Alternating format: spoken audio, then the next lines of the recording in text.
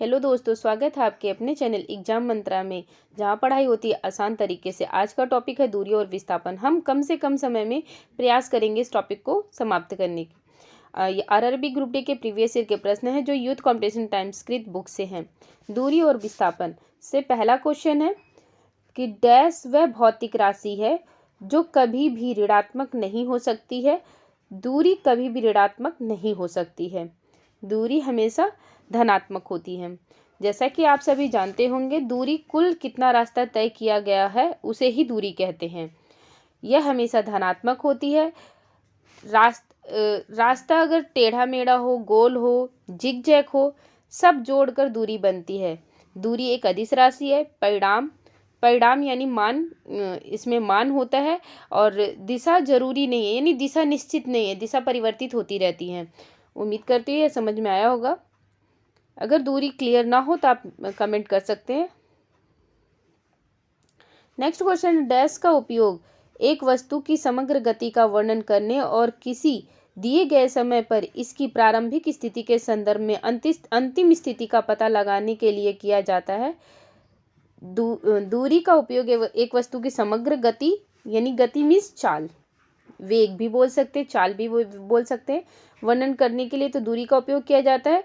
और इसकी प्रारंभिक स्थिति के संदर्भ में अंतिम स्थिति का, प्रारंभ से अंतिम तक स्थिति का पता लगाने के लिए हम विस्थापन का, जैसा कि ऑप्शन सी होगा।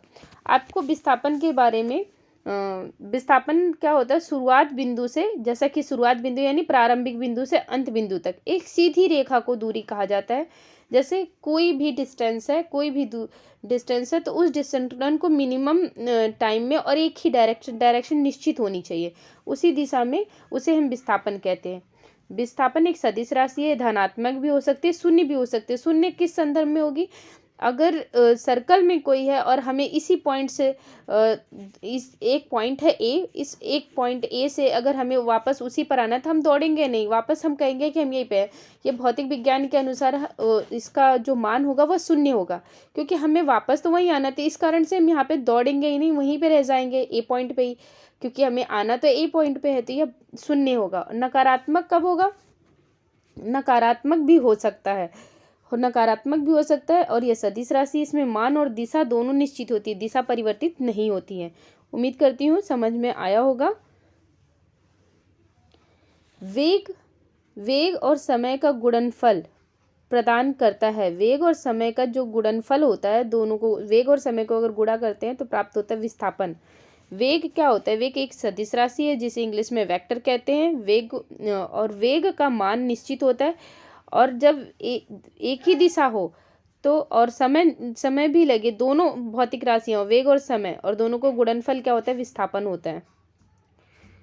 नेक्स्ट क्वेश्चन है, एक वस्तु को ऊपर की ओर फेंका जाता है। यह 100 मीटर की ऊंचाई तक जाती है और फिर फेंकने वाले के पास वापस आ जाती है,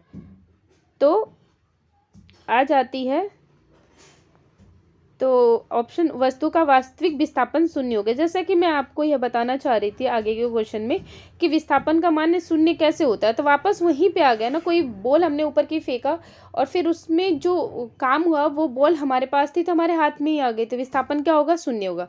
उम्मीद करती हूँ आपको ये वीडियो पसंद आया होगा, और अगर वीडियो थोड़ी सी भी अगर मददगार साबित होती है आपके एग्ज़ाम में, तो चैनल को लाइक करें, सब्सक्राइब करना ना भूलें, ताकि आने वाली वीडियो को प्राप्त कर सकें। हमारी धन्यवाद।